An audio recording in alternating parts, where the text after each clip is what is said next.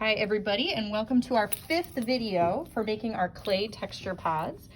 You might notice that this example that I've shown you before looks a little bit different.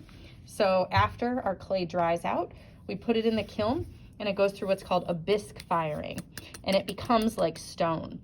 So this piece is ready for glaze, which I'll show you in our last video. But with this one, I'm going to focus on craftsmanship and cleaning up your form. So I have done almost all of the texture that I really want to do on this piece. I might do some small surface textures. So for instance, on this one, I had a lot of smooth areas and I decided after carving and really subtracting to add some small detail areas. So I could potentially go back and do the same on this one, you know, to go with my theme of alligator skin, maybe going in and creating some linear elements. Could be kind of interesting because remember the glaze will highlight your texture. So that's something you can kind of play around with. These textures are very limited on the surface. They're not deep like the ones that we were previously working on. So it's an easy thing. If you make a mistake, you can add a little bit of water and smooth it off and try something different. So in addition to finding small surface textures, we're working on craftsmanship. So the two main tools that you use for craftsmanship are a sponge and my favorite, a paintbrush. Sometimes using different shaped paintbrushes can really help. So you'll use just a tiny bit of water. I have a tiny water cup here, and you're just kind of going back and forth on the surface to soften any edges. It's not about adding the water, painting it once, and then being done. That doesn't really do much to it.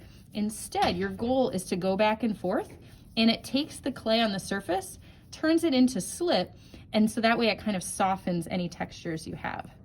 The paintbrush works a lot better than a sponge because you can really get into the crevices that you've created with your tools. Let's say you have some places where you really just cannot access, it doesn't seem like it's cleaning up the way you want to. In that case, you can wait until it's dry. So that area that I just worked on, I might want to move to a different area. And I can go back with either my loop tool and do a little bit of cleaning up on the surface, or sometimes just using the back of a paintbrush, a pencil. Those are some things where you can get some of those bigger and more difficult elements off.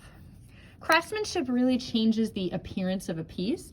You can see over here, there are lots of places where I see little crusties, sharp edges, lines, and then there are smooth areas. So it looks like there's things that are incomplete.